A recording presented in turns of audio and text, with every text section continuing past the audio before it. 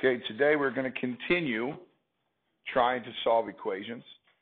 And today the type of equations we're trying to solve are called multi-step equations. So make sure you're on page 154 in your textbook, and we're going to be looking specifically at example 1. So some of the equations that we run into are going to contain grouping symbols, symbols like parentheses. So what do we do in that case? What do we have to do to be able to solve those? So when we're solving multiple step equations, we're going to use the distributive property. So I want you to read this sentence with me after 2. 1, 2. Use the distributive property to expand an equation and then solve. So we need to use that distributive property first.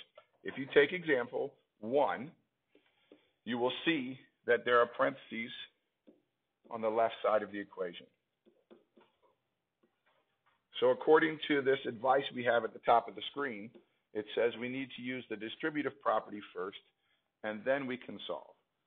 So if I do the distributive property, I have to multiply the number on the outside by each of the numbers on the inside, each of the addends on the inside.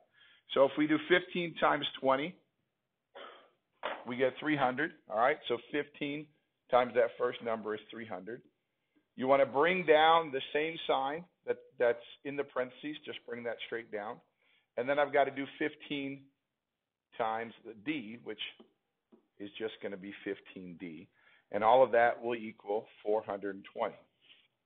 Now, after doing that one simple step of the distributive property, we have a two-step equation. A two-step equation that you guys have been solving and doing really well on for over a week now. So someone tell me, what's my next step? What am I going to do? Subtract. Okay, good job, Antoinette. We're going to subtract the 300 from both sides. Remember, we're trying to isolate this variable and get it by itself. So that leaves me with just 15d.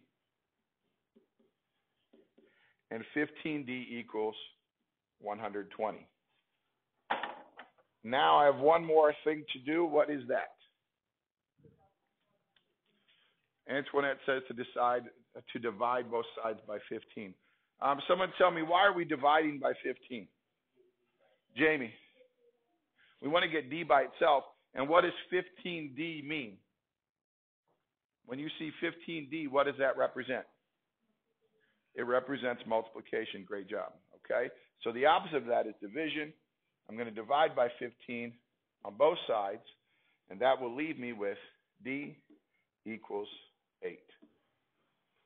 So after using the distributive property and then solving a two-step equation, I end up with d equals 8.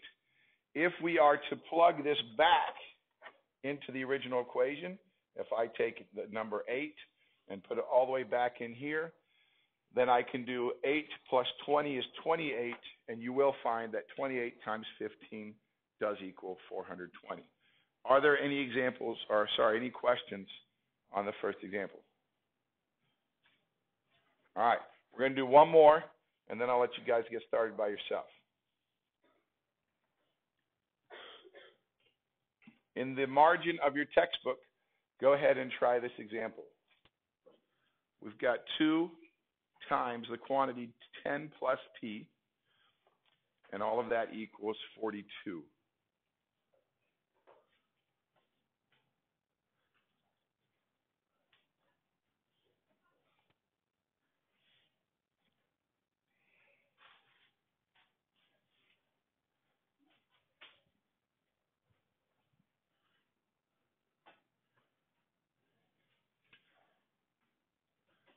Okay, who can tell me the first thing that we're going to try and do?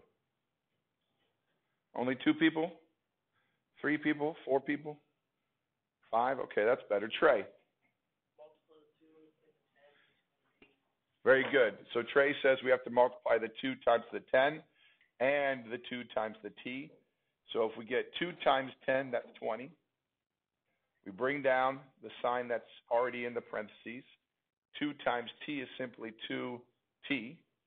And all of that equals 42.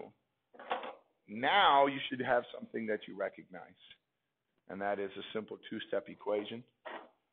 Who can tell me what we're going to do next? Devin, what do you think? I think you said subtract 20. Is that correct? Okay, thank you, Devin.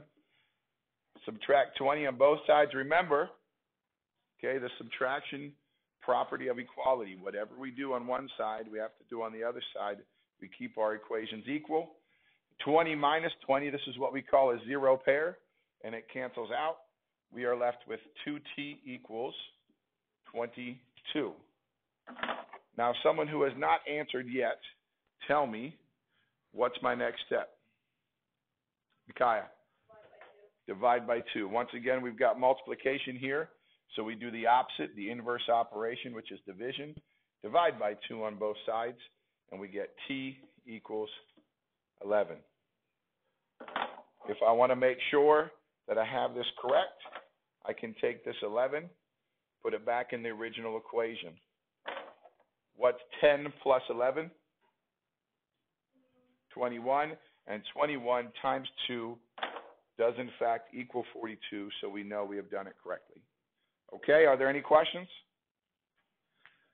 All right, in the middle of page 154, we have got it. I would like you to try A and B. Do that now.